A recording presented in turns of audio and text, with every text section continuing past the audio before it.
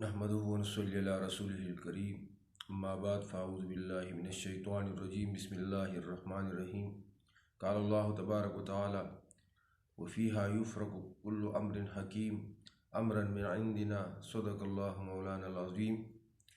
میرے عزیز دوستو، بھائیو، بہنوں، جیسا کہ آپ سب کو معلوم ہے کہ شب برات شعبان المعظم کی 15ویں شب کو کہتے ہیں۔ اس رات کی دین اسلام میں برکتیں اور عظمت بیان کی گئی ہے۔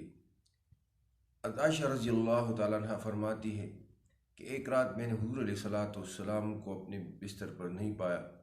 میں باہر نکلی، حضور علیہ الصلاۃ والسلام جنت البقیع جو مدینہ منورہ کے قبرستان ہے اس میں گئے تھے۔ حضور علیہ الصلاۃ والسلام نے مجھے دیکھا تو فرمایا کہ اے عائشہ، کیا تم سمجھتی ہو کہ میں نے تم پر ظلم کیا ہے؟ عائشہ رضی اللہ تعالیٰ عنہ نے فرمایا کہ اللہ کے رسول، میں سمجھی کہ آپ دوسری ازواج مطہرات کے پاس گئے ہیں۔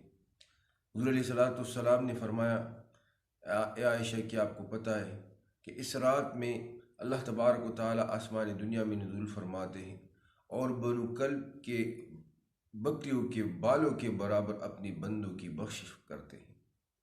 دوسری روایت میں حضور علیہ الصلاۃ والسلام عائشہ رضی اللہ عنہا سے فرماتے ہیں حل تدرین ما فی هذه اللیلہ، آپ کو معلوم ہے کہ اس رات میں کیا ہوتا ہے؟ عائشہ رضی اللہ فرماتی میں نے پوچھا ما فیہا یا رسول اللہ، اس میں کیا ہوتا ہے؟ حضور علیہ الصلاۃ والسلام نے فرمایا فیہا ان یکتب کل مولود بنی آدم فی هذه السنہ وفیہا ان یکتب کل ہالک من بنی آدم فی هذه السنہ وترفع اعمالهم وتنزل ارزاقهم۔ حضور علیہ الصلاۃ والسلام نے فرمایا اس رات میں ہر بچے کی پیدائش جو آئندہ سال ہوتی ہے اس کے متعلق لکھا جاتا ہے، جو انسان دنیا سے انتقال کرتا ہے اس کا نام لکھا جاتا ہے۔ اس رات بندوں کے اعمال اللہ تبارک و تعالیٰ کے پاس اٹھائے جاتے ہیں اور بندوں کی رزق کی تقسیم ہوتی ہے۔ میرے عزیز دوستو، یہ شب بڑی عظمتوں والی ہے۔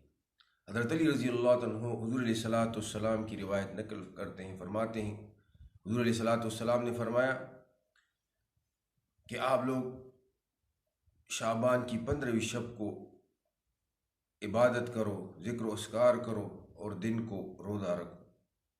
اللہ تبارک و تعالیٰ اس رات میں اپنے بندوں سے اعلان فرماتے ہیں کہ کوئی ہے جو مجھ سے بخشش کا طلبگار ہو کہ میں اس کی بخشش کروں، ہے کوئی جو اپنے مصائب و مشکلات میں ڈوبا ہو اور اپنی ان مصائب سے نجات پاتا ہو کہ میں ان کی نجات دلاؤں، تو اللہ تبارک و تعالیٰ اس رات میں اپنی بندوں کی بخشش فرماتے ہیں۔ ایک روایت میں حضور علیہ الصلاۃ والسلام فرماتے ہیں اس رات میں اللہ تبارک و تعالیٰ اپنے تمام بندوں کی جو گناہ گار ہیں ان کی بخشش فرماتے ہیں، لیکن ان میں بعض لوگ ایسے ہیں کہ ان کی اللہ تعالیٰ مغفرت نہیں فرماتے۔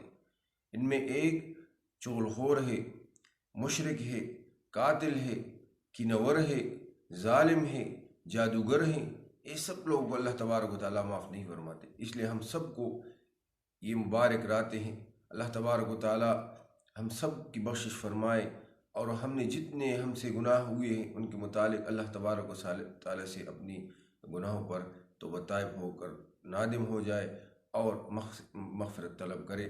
میرے عزیز دوستو، 15ویں شعبان کی رات ہم سب مسلمانوں کے لیے صرف 3 کام جائز ہیں۔ سب سے پہلے اس رات کو جو کہ منگل کو بعد نماز مغرب شروع ہوتی ہے، اس میں سب سے پہلے ذکر و اذکار، قرآن کی تلاوت، نوافل، دعاؤں کا اہتمام، یہ سب کرنا چاہیے۔ اس کے ساتھ ساتھ اگلے دن روزے کا اہتمام کرنا چاہیے اور اس رات میں اپنے مرحومین، ایک حدیث مبارک میں آتا ہے حضور علیہ الصلاۃ والسلام قبرستان گئے تھے جنت البقیع، اس وجہ سے علماء فرماتے ہیں کہ اگر کوئی قبرستان جائے اپنے مرحومین کے لیے، اپنے پیاروں کے لیے بخشش کی دعا کرے تو یقیناً یہ بھی حضور علیہ الصلاۃ والسلام کا عمل ہے۔ اس لیے ہم سب کو ان 3 کاموں کا خصوصی اہتمام کرنا چاہیے اور اس کے علاوہ اور ایسے کام جس کی شریعت میں کوئی گنجائش نہیں اس سے اجتناب کرنا چاہیے۔ اللہ تبارک و تعالیٰ ہم سب کا حامی و ناصر ہو اور ہم سب کی اللہ تبارک و تعالیٰ بخشش فرمائے۔ وآخر دعوانا ان الحمد للہ رب العالمین۔